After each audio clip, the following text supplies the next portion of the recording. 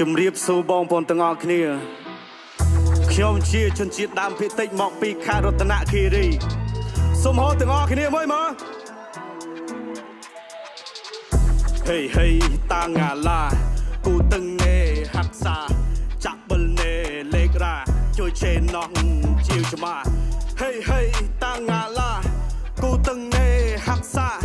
ចាក់បលនេលេខរ៉ាជួយជេណោះ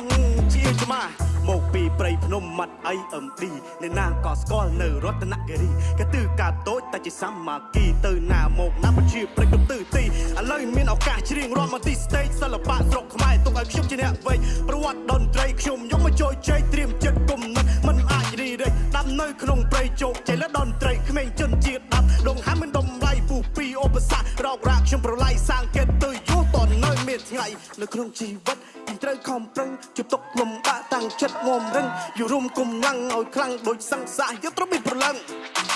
បង្ហាញញញឹមទាំងក្រាញ់ពីបាក់បគឺទំលាយទៅណោដល់ឆាត់អរណអត់ទាំងលុយជីបហាទូការទុកញាក់ញោមម៉ាំងហងអញអំពលំប្រាចាហ៊ានចាំមកក៏សាមមកតវត្តទីណយក៏សាមមកតវត្តទីណយហេពូជជនជាតិដើមប្រវត្តិមានពិតឥឡូវជីស្ដាច់កាច់ flow ណាក់បណ្ឌិតពូជអ្នកសិល្បៈចំលាក់សុចរិតសំដីរន្ធត់ប៉ះមុតលោហិតចេញមកពីព្រៃចូលមករាជធានីក្រឡុកទីក្រុងកំពង់ដាក់ជីត្រូវយកចំណេះដុំរែកគ្មានពីវិញ្ញាណអ្នកប្រាជ្ញអំណាចអំឌីចិត្តជាកូនប្រុសក្លាហានត្រូវទៅហ៊ានក្រេបយុទ្ធជោគត្រូវទៅហ៊ានក្រេបយកចំណេះឲ្យមានហេ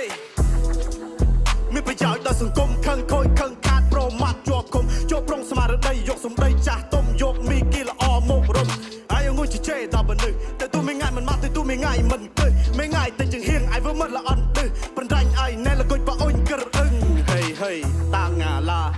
គូតឹងនេហាក់សាចាក់បលនេលេខរ៉ាជួយជេណោះជាវច្មា